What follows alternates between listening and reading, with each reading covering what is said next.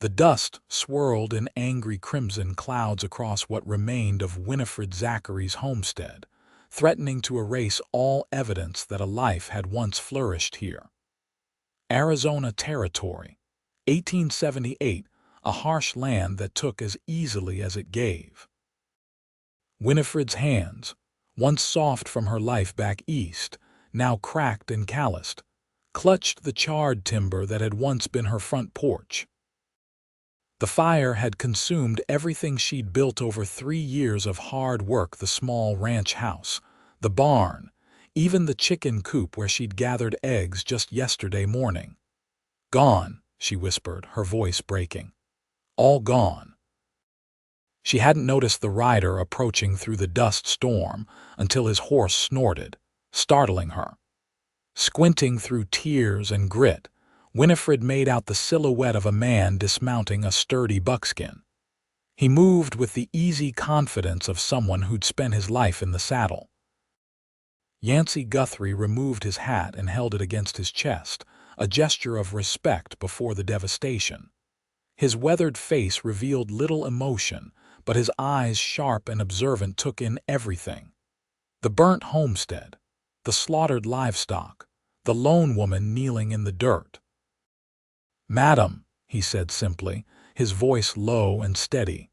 Winifred wiped her face with the back of her hand, leaving a streak of soot across her cheek. "If you've come to finish the job, you might as well. There's nothing left to take." Something flickered in his eyes, surprise, perhaps, or respect for her directness. "I'm no raider, madam, Yancey Guthrie. I ranch 10 miles west." He gestured to the destruction. "Spotted the smoke, thought someone might need help." "Help?" Winifred laughed bitterly, the sound erupting from her throat like a wounded animal. She gestured wildly at the ruins of her home. "My husband's been dead 6 months. Raiders took my cattle 2 days ago. And now this," her voice broke as she stood, swaying slightly. "This fire has taken everything else." Tears streamed down her face, cutting paths through the dust and ash. "What am I supposed to do now? 3 years of work, 3 years of sacrifice." Her legs finally gave out, and she sank to her knees in the dust, her shoulders shaking with sobs. Yancey dismounted slowly, approaching her with the caution one might show a spooked horse. He knelt beside her, not touching, not rushing to fill the silence with empty promises. He simply sat, the quiet presence of another human being in the face of devastating loss. When her sobs quieted to hiccuping breaths, he spoke. His voice remained steady, matter-of-fact, but somehow gentle. "We rebuild." Winifred looked up, her eyes red-rimmed and bewildered. "We. Folks around here help each other. It's how we survive." He stood, offering her a hand. "First thing is shelter for tonight. Tomorrow we assess what can be salvaged." She stared at his outstretched hand. "You don't know me." "I know enough," Yancey replied. "You're still here, haven't run. That tells me something about who you are." Winifred hesitated before placing her hand in his, allowing him to pull her to her feet. His calluses matched her own, the grip strong but not painful. For the first time since the fire, she felt something other than despair, a tiny spark of possibility. "I don't have anything to offer in return," she said, her pride making the admission difficult. Yancey shrugged. "The way I see it, we all need help sometimes. My turn to give it, your turn to take it." He looked toward the setting sun. "Night's coming. Let's see what we can salvage for a temporary shelter." Winifred took a deep breath, squared her shoulders, and nodded. The road ahead would be difficult, perhaps impossible, but standing in the ruins alone had been unbearable. Having someone, even a stranger, stand beside her made the burden fractionally lighter. "I'm Winifred," she said. "Winifred Zachary." "Well, Mrs. Zachary," he replied, "let's get to work." The remainder of that first evening passed in a blur of purposeful activity. Yancey helped her salvage what little remained from the burned-out shell of her home, a cast iron skillet, miraculously intact. a trunk with some clothing only singed around the edges. Her husband's pocket watch, the gold case blackened but the mechanism still ticking steadily. They used canvas from Yancey's saddlebags to create a small lean-to against the one remaining wall of the barn. He hunted rabbits while she built a fire, and they ate in silence as darkness settled over the ruined homestead. Raiders have been hitting small ranches up and down the valley, Yancey said finally, breaking the silence. Mostly cattle rustling, but they're getting bolder. Winifred stared into the flames. They came 2 days ago, took my small herd. I thought that would be enough. She pulled her shawl tighter around her shoulders. I was wrong. You think they came back to burn you out? Who else? Bitterness crept into her voice. The marshal in Cimarron won't ride out this far, says he doesn't have the men. Yancey nodded thoughtfully. Territory's still wild. Laws spread thin. My husband believed in this place, Winifred said softly. Elijah had dreams of building something lasting here. When he died of fever last winter, I promised myself I'd keep it going. A humorless laugh escaped her. Foolish notion for a woman alone. Not foolish, Yancey corrected. Brave. She looked at him then, really looked at him for the first time. The firelight cast shadows across the planes of his face, highlighting the strong jaw and straight nose. His eyes, a clear hazel, met hers steadily. He wasn't a handsome man in the conventional sense, too weathered, too lean, but there was something compelling in his directness. Why help me? She asked. Yancey poked at the fire with a stick, sending sparks spiraling into the night sky. Lost my own place once. Fire, same as you. Man who helped me rebuild, said something I never forgot. The measure of civilization isn't how we treat folks at their strongest, but what we do for them at their weakest. He glanced up, a half-smile softening his features. Besides, my ranch hands would run me off my own place if I'd ridden past someone in need. That night, Winifred slept fitfully under the lean-to while Yancey kept watch outside. Despite her exhaustion, her mind raced with possibilities and fears. By morning, she had made her decision. I'm leaving, she announced as they shared coffee boiled in the rescued skillet. There's nothing left for me here. Yancey considered her over the rim of his tin cup. Where will you go? East, back to Philadelphia. My sister's been writing, asking me to return since Elijah died. The words tasted like ash in her mouth, but what choice did she have? Is that what you want? Want? Winifred laughed bitterly. What I want is my home back. What I want is for my husband not to have died. What I want is for raiders not to have stolen my livelihood. She gestured at the destruction around them. But wants don't matter much out here, do they? Only survival. Yancey set his cup down carefully. Surviving matters, but so does how we choose to survive. He stood, brushing dust from his trousers. Before you decide, I'd like to show you something. Curiosity got the better of her. What? Trust me for a few hours. Against her better judgment, Winifred found herself riding behind Yancey on his buckskin, headed west toward his ranch. They traveled mostly in silence, the rhythmic movement of the horse lulling her into a kind of trance. The landscape gradually changed from the rocky scrubland of her homestead to greener pastures cut through by a winding creek. Yancey's ranch appeared as they crested a small rise, a modest but well-maintained main house with several outbuildings, a large barn and corrals containing horses in various stages of training. Several men were visible, working with the animals or repairing equipment. Welcome to the Lazy G, Yancey said, bringing the horse to a halt. It's not much to look at, but it's home. It's... Winifred searched for the right word. Solid. He smiled at that. Solid's good. Taken 15 years to build it to this point. He helped her dismount before leading her toward the main house. Inside, the ranch house was simple but comfortable, a large main room combining kitchen and living space, with doors leading to what she presumed were bedrooms. A woman in her 60s looked up from kneading bread dough as they entered. "Mrs. Zachary, this is Esther Whitman. She keeps us all fed and somewhat civilized." Yancey smiled fondly at the older woman. "Esther, Mrs. Zachary lost her place to fire yesterday." Esther's eyes filled with sympathy. "You poor dear. Sit down before you fall down." She bustled over, wiping her hands on her apron. "Yancey, fetch the lady some cool water while I fix a plate. You look half-starved, child." Before Winifred could protest, she found herself seated at the large wooden table with a plate of eggs, bacon, and fresh bread in front of her. The simple kindness nearly undid her composure. "Thank you," she managed, blinking back tears. After she'd eaten, Yancey gave her a tour of the ranch. She met the hands 4 men ranging in age from a teenager barely old enough to shave to a grizzled older man missing 2 fingers on his left hand. All treated her with respectful courtesy, tipping their hats and offering condolences for her loss. "This is what I wanted to show you," Yancey said finally, leading her to a small rise overlooking the property. "Not just my ranch, but what's possible." Winifred squinted into the distance.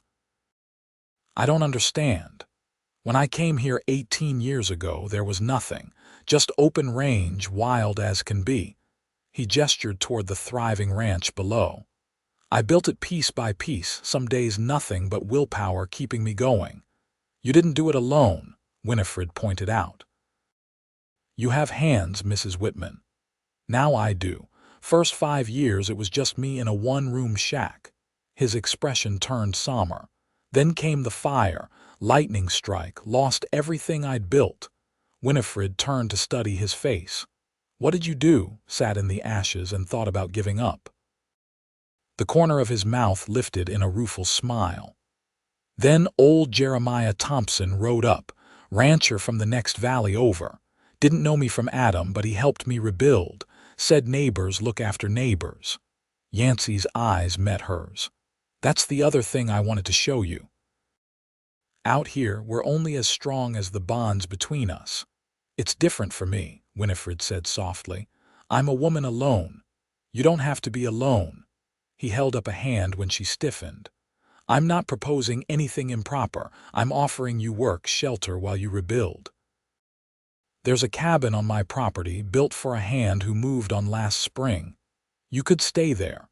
And do what? I can't wrangle cattle or break horses. But you can cook, keep records, tend garden. Esther's getting older, she'd welcome the help." He hesitated. "It's just an option. Better than giving up on the dream you shared with your husband." Winifred looked out over the ranch, then back toward the distant smudge on the horizon that represented her ruined homestead. The thought of returning to Philadelphia, of admitting defeat, sat like lead in her stomach. But starting over seemed equally impossible. "Let me think about it," she said finally. "Fair enough." Yancey nodded. "Either way, my men and I will help you salvage what we can from your place." True to his word, Yancey returned with her to the homestead that afternoon, bringing 3 of his ranch hands and a wagon. They worked until sunset, sorting through the debris, separating what could be saved from what was lost forever. By evening, the wagon held a pitiful collection of her previous life, some tools, cookware, a few pieces of furniture that could be repaired, and a charred but still recognizable photograph of Elijah on their wedding day. As the men prepared to leave, Winifred made her decision. "I'll accept your offer," she told Yancey quietly, "for now, until I can get back on my feet." Something that might have been relief flickered across his face. "You won't regret it." "I probably will," she replied with the first genuine smile he'd seen from her, "but I'll regret giving up more." The small cabin on the Lazy G Ranch became Winifred's home the next day. It was basic, one room with a bed, table, 2 chairs, and a small stove, but it was clean and intact, which seemed like a miracle after the destruction of her homestead. Esther had stocked it with fresh linens and basic supplies, and even placed a small vase of wildflowers on the table. Adjusting to ranch life proved challenging. Winifred had managed her own small homestead, but the rhythms of the larger cattle operation were unfamiliar. She rose before dawn to help Esther prepare breakfast for the hands, then spent her days assisting with everything from mending clothes to tending the kitchen garden to keeping the ranch's rudimentary books in order. The work left little time for grief or regret, which was both blessing and curse. At night, exhausted, she would sometimes touch the singed photograph of Elijah and wonder if she'd made the right choice in staying. Yancey kept a respectful distance, treating her with the same quiet courtesy he showed everyone. He was often gone from sunrise to sunset, working with the cattle or training horses, his specialty. When their paths crossed, their exchanges were brief but increasingly comfortable. 2 weeks into her stay, Winifred was hanging laundry when she heard the thundering approach of horses. Looking up, she saw Yancey and his men riding hard toward the ranch, driving a small herd of cattle ahead of them. "Those are my cattle," she exclaimed as Esther joined her in the yard. The distinctive Y-bar brand on their flanks was unmistakable, the mark Elijah had chosen when they first started their ranch. Yancey dismounted, his face grim but satisfied. "Found them being driven north by 2 men who couldn't explain how they came by cattle with your brand." He wiped dust from his face. "They won't be troubling anyone again." Winifred's hand flew to her mouth. "You killed them." "No." Yancey shook his head. "Delivered them to the marshal in Cimarron. Whether they hang depends on how many other crimes they've committed." She stared at the cattle, only 8 head, but they represented something precious she'd thought lost forever. "How did you even know to look for them?" Yancey shrugged. "Been tracking those raiders for months. They've hit 6 small ranches. When I saw your brand in my records, I put it together." At her questioning look, he added, "Your husband registered his brand at the Cattlemen's Association, same as all of us." "Thank you," Winifred said, emotion making her voice rough. "I can't repay you for this. No need." He nodded toward the cattle. "They're yours. They can stay on my grazing land until you decide what's next." That night, Winifred couldn't sleep. The recovery of her cattle had awakened something she'd been trying to suppress: hope. With those 8 head, she could potentially start over. But rebuilding alone still seemed an insurmountable challenge. A soft knock at her door startled her from her thoughts. She wrapped a shawl around her shoulders before opening it to find Yancey standing there, hat in hand. "I apologize for the hour," he said, his expression troubled. "But I've had news you should hear." Winifred invited him in, lighting a lamp. In its glow, she could see the tension in his posture. "What is it?" "Marshall sent a rider. The men we captured are part of a larger gang. Their leader, man named Harlan Reese, has threatened retaliation." Yancey's jaw tightened. "Specifically against my ranch and anyone associated with it." Fear clutched at Winifred's heart. "Because of my cattle, partly, but mostly because I've been actively hunting them," he sighed, rubbing the back of his neck. "I wanted you to know the risk of staying here." "I see." Winifred sat down heavily on one of the chairs. "So I bring danger to you after all you've done?" "No," his voice was sharp. "The danger was always there. The only difference is now we know it's coming." "What will you do?" "Prepare. Increase patrols. Alert the neighboring ranches." His eyes met hers. "But I won't hide and I won't run." Winifred studied him in the lamplight. "You could have kept this from me, let me stay in ignorance." "That wouldn't be right." Yancey's expression was solemn. "You deserve the truth and the choice it gives you. The choice to leave." She laughed softly. "Where would I go that would be safer? Your sister in Philadelphia." Winifred shook her head. "I'd still be running, and I'd be leaving you to face danger partly caused by helping me." She straightened her shoulders. "No, If you'll still have me, I'll stay and help however I can." Relief washed over Yancey's features. "I'd hoped you'd say that." As spring gave way to summer, life on the Lazy G settled into a routine, albeit one tinged with vigilance. The threatened retaliation from Harlan Reese's gang hadn't materialized, but no one believed the danger had passed. Patrols rode the boundaries daily, and no one traveled alone. Despite the underlying tension, Winifred found herself thriving. Her skills as a homesteader translated well to ranch life, and she gradually took over more responsibilities from Esther, whose arthritis made many tasks increasingly difficult. The older woman became a friend and confidante, sharing wisdom gained from decades on the frontier. "You've put some meat back on those bones," Esther commented one afternoon as they prepared dinner. "And there's color in your cheeks again." Winifred smiled, kneading bread dough with practiced hands. "Hard work agrees with me, I suppose. MMM." Esther's knowing look suggested she thought something or someone else might be contributing to Winifred's improved spirits. "Yancey seems to be finding more reasons to come to the house lately." Heat rose in Winifred's cheeks. "He's checking on the accounts. I've been reorganizing them." "If you say so, dear," Esther chuckled. "Though in 30 years of keeping house for ranchers, I've never known one to suddenly develop such interest in ledgers." Winifred couldn't deny that her relationship with Yancey had evolved. Their conversations had grown longer, more personal. She'd learned about his childhood in Texas, his time as a Union cavalry officer during the war, and his dreams for the ranch.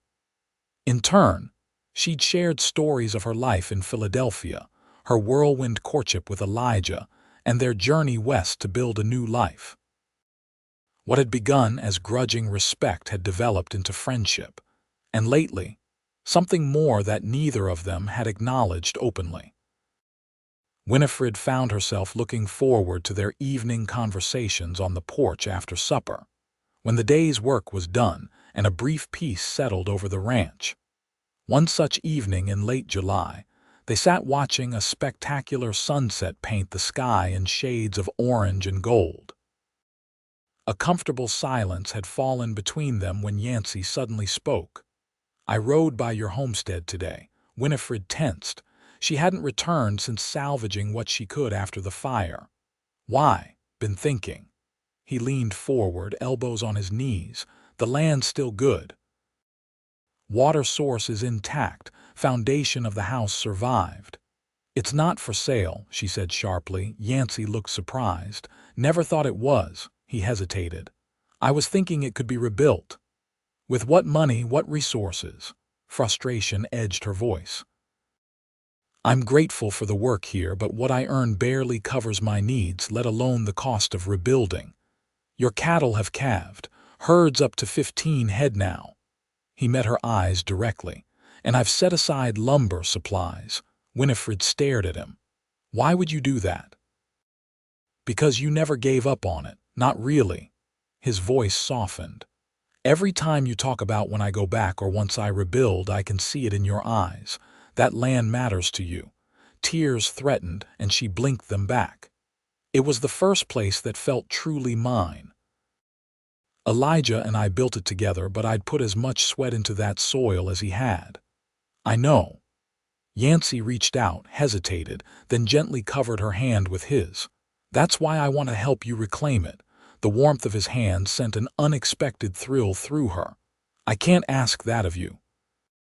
"You didn't ask. I'm offering."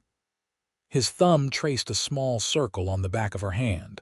"My men and I could have the basic structure up before winter sets in." "Why?" Winifred whispered, unable to look away from his earnest expression. "Why do this for me?" Yancey was silent for a long moment, as if weighing his words carefully.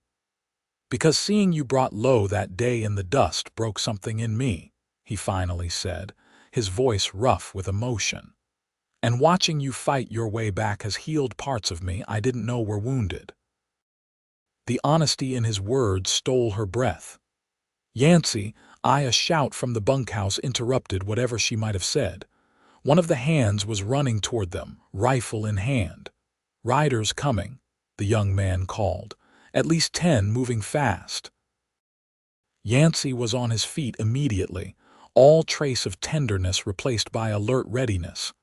"Get everyone to the main house," he ordered, drawing his revolver. "Mrs. Zachary inside. Now." The next minutes passed in a blur of activity. The ranch hands gathered in and around the house, positioning themselves at windows with rifles ready. Esther calmly loaded shotguns in the kitchen while Winifred helped move furniture to barricade doors. "It's them, isn't it?" she asked Yancey as he checked his ammunition. "Reese's gang." His grim nod confirmed her fears. "Stay away from the windows," he instructed. "If shooting starts, get to the root cellar with Esther." Before she could respond, the sound of approaching horses filled the yard. Through a gap in the curtains, Winifred counted 11 riders, hard-looking men with bandanas covering the lower halves of their faces. Their leader, a tall man on a black horse, removed his mask to reveal a face bisected by a jagged scar. "Guthrie," he shouted, "come out and face me like a man." Yancey's expression hardened. "Harlan Reese," he muttered. To Winifred he added, "No matter what happens, don't come outside." "Yancey, no," she grabbed his arm. He looked down at her hand, then met her eyes with unexpected gentleness. "Trust me." Before she could protest further, he strode to the door, opened it, and stepped onto the porch. From her position near the window, Winifred could see him standing tall, seemingly relaxed but with his hand never far from his holstered revolver.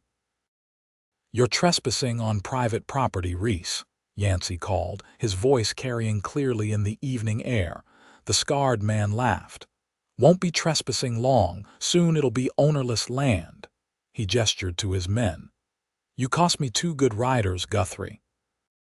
And you stole back cattle my boys rightfully took." "Stealing isn't rightfully anything," Yancey replied evenly. "And your men are facing justice for their crimes." "Justice?" Reese spat on the ground. "Only justice out here comes from the barrel of a gun." His eyes narrowed.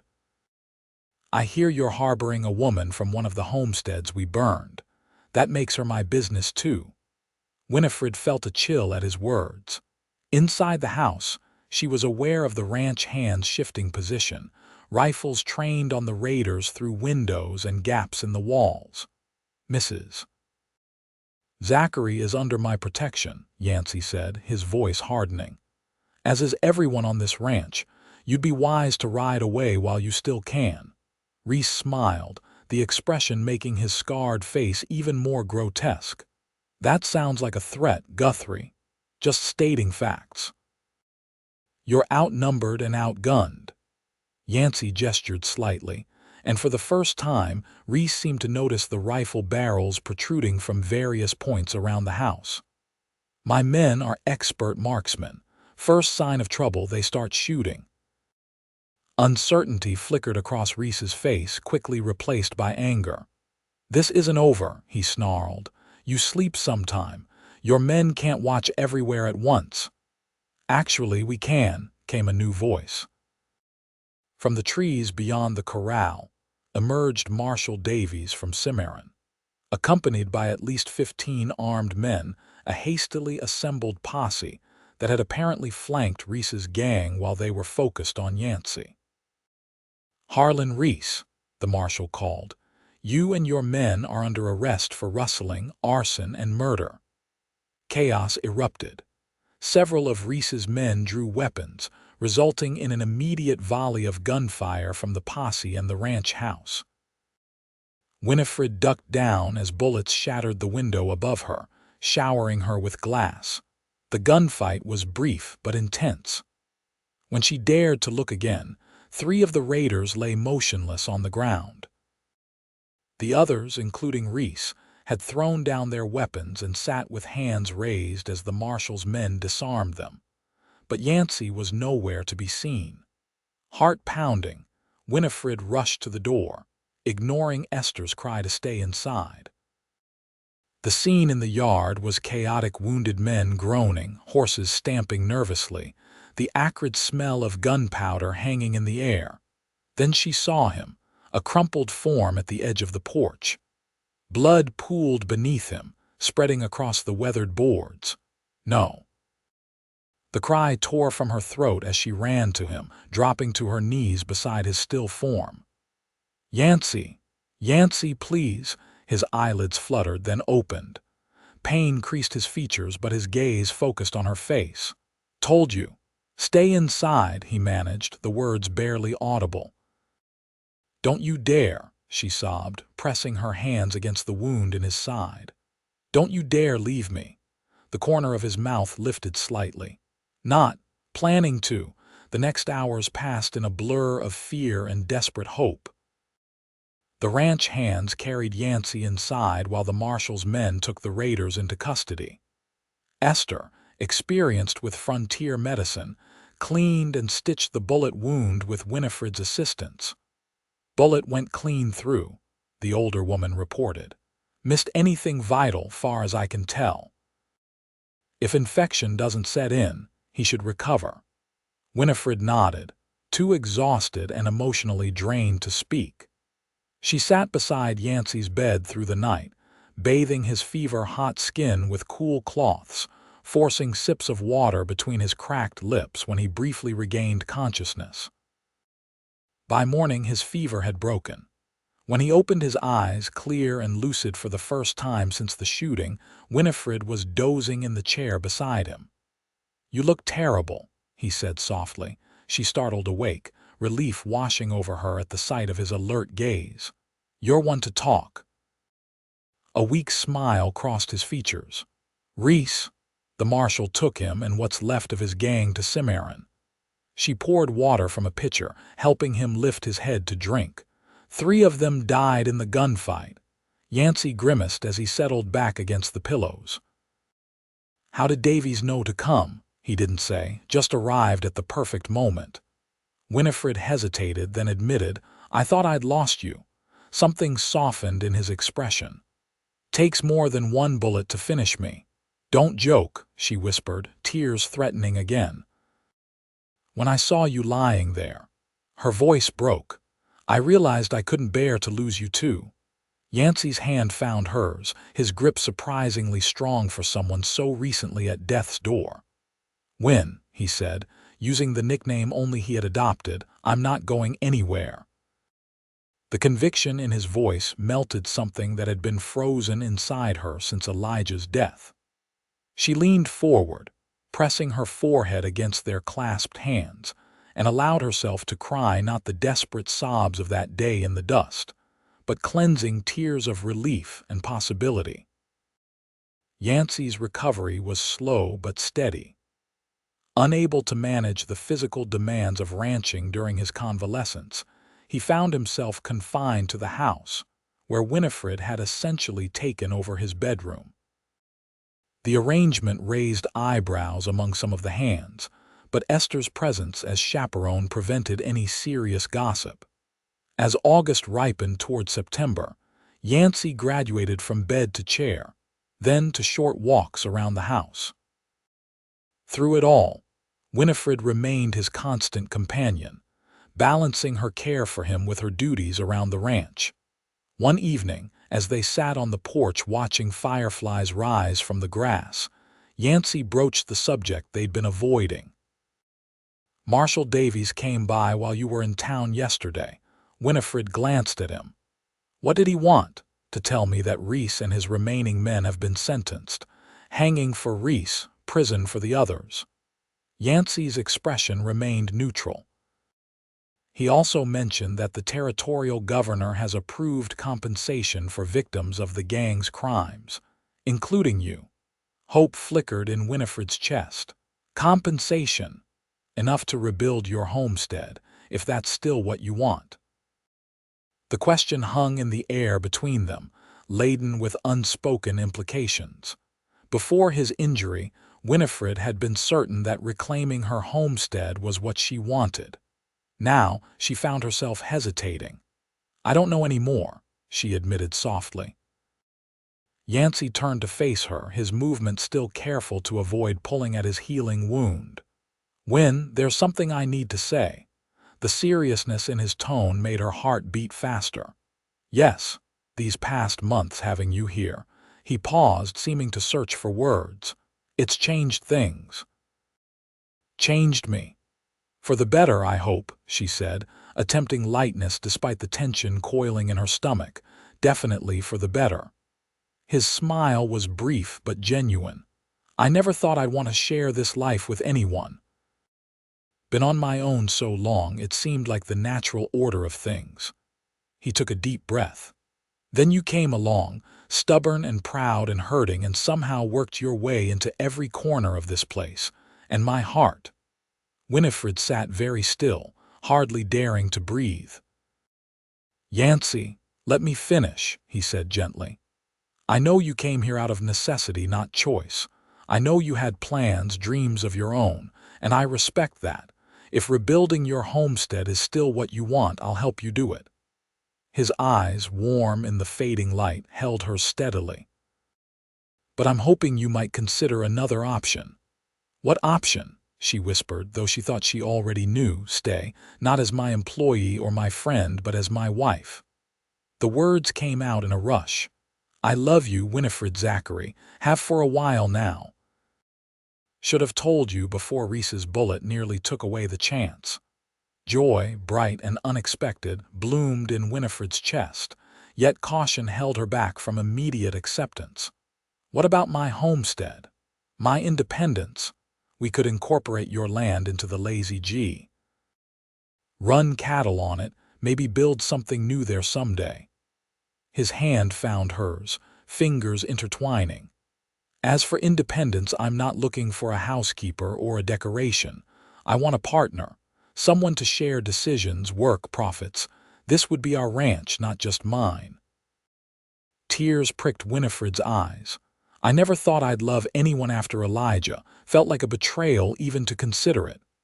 And now," Yancey's voice was gentle but intent, "now I know that love isn't something with limits.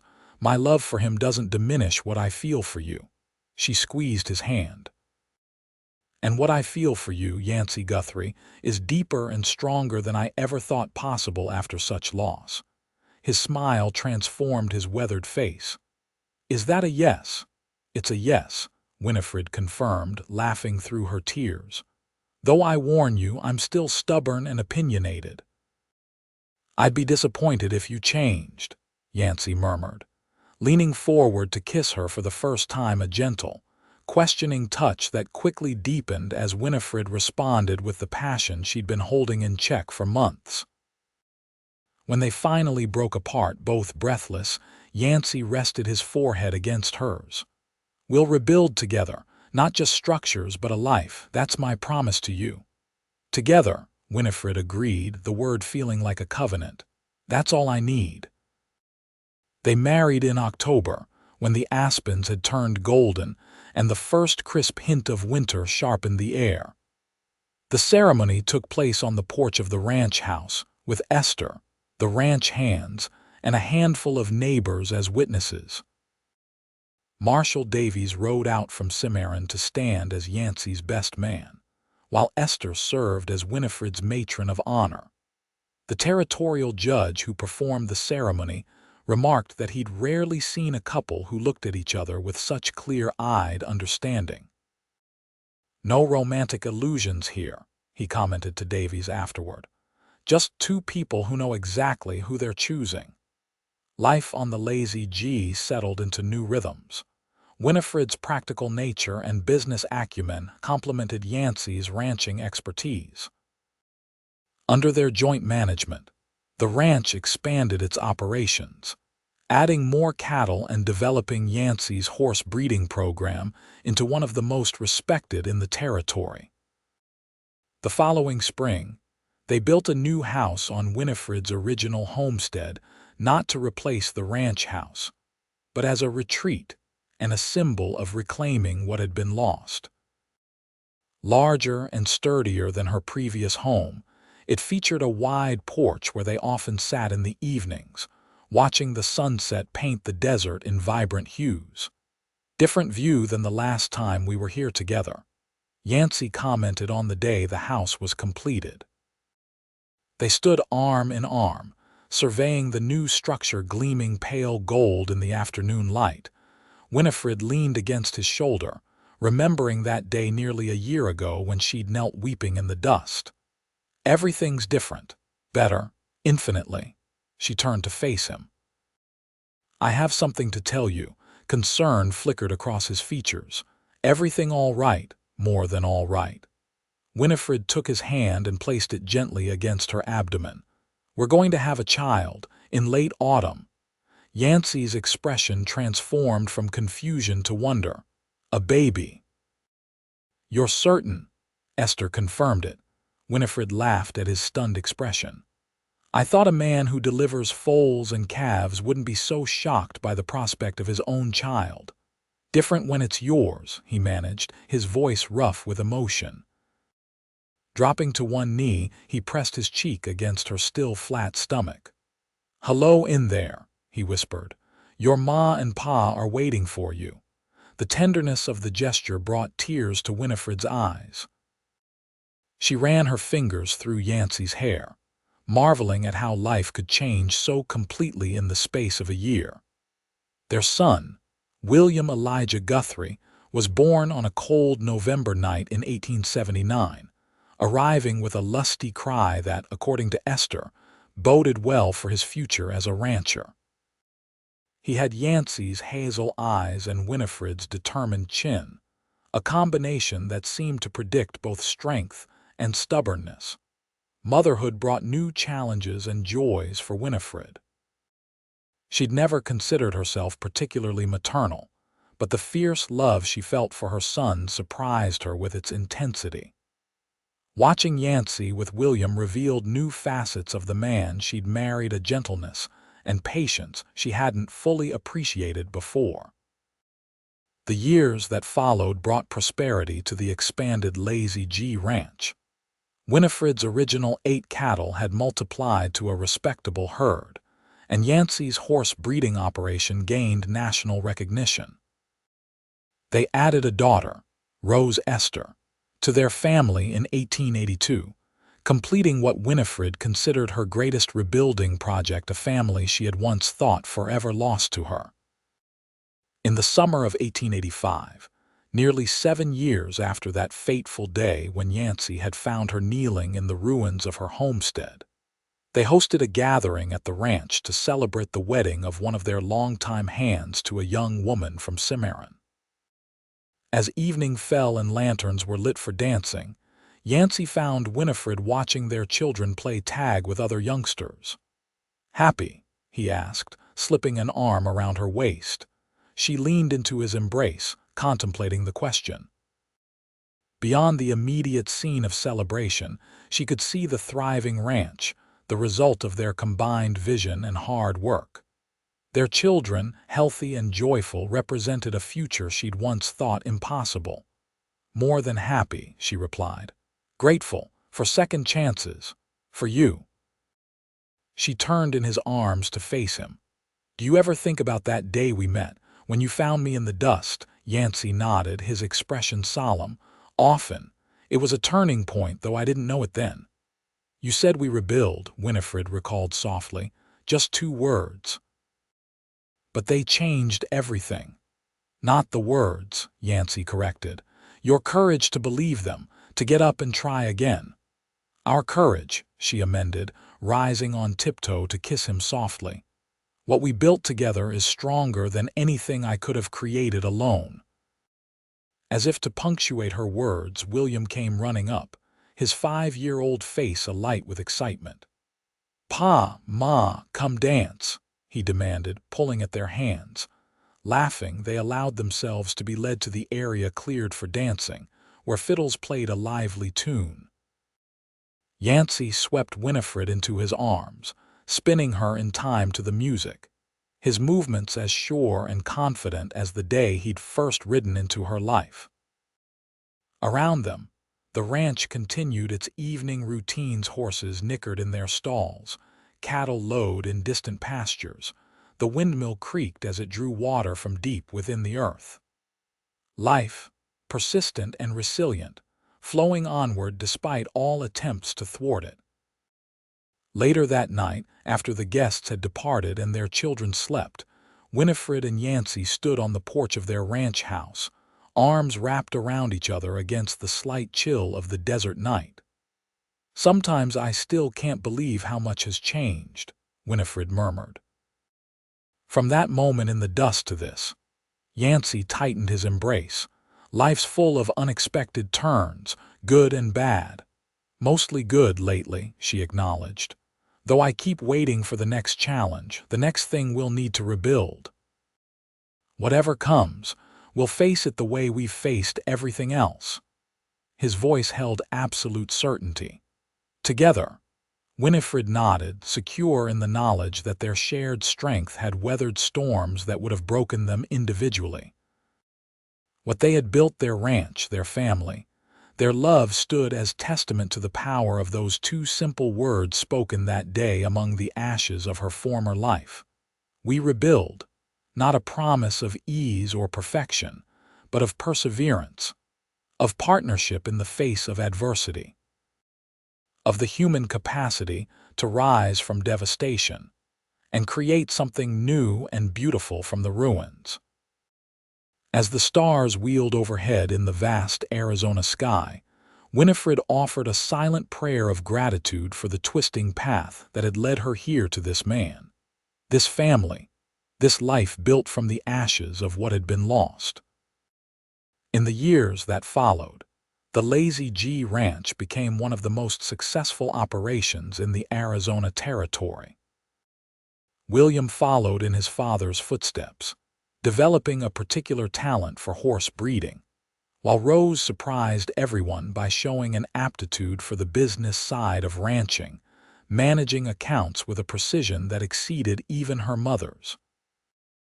The hardships didn't end, droughts came, cattle prices fluctuated, and the changing face of the West brought new challenges. But the foundation Winifred and Yancey had built proved solid enough to weather every storm. When Arizona achieved statehood in 1912, Yancey, his hair now silver but his back still straight, served as an advisor on agricultural policy for the new state government. Winifred, her beauty matured but undiminished, became a respected advocate for women's property rights, drawing on her own experience to help shape more equitable laws. Their grandchildren grew up on stories of the early days of a devastated woman kneeling in the dust and the quiet cowboy who had offered not empty sympathy but practical hope. Of how two broken people had found in each other the strength to rebuild not just structures, but lives and hearts. And through it all, through joy and sorrow, triumph and challenge, Winifred and Yancey remained what they had become on that dusty day in 1878, partners in the truest sense, their love tempered by adversity into something unbreakable. "We rebuild," he had said when all seemed lost. And together they had.